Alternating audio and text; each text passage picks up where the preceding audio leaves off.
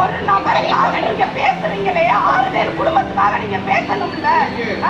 நாங்க தனிப்பட்ட பிரச்சனையில நாங்க போனோமா? நீங்க சொன்னல நாங்க தனிப்பட்ட பிரச்சனைக்காக போலீஸ்காரங்க எத்தனை பேரை வெட்டி கொண்டிருக்காங்க.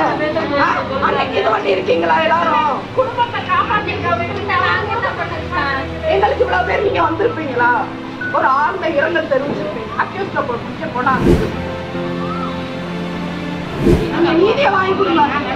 ஒருத்தவங்களுக்கு நீதி வாங்கி கொடுத்தீங்க இல்லைன்னு சொல்லல. நீங்க 6 பேருக்கு நீதி வாங்கி கொடுங்க.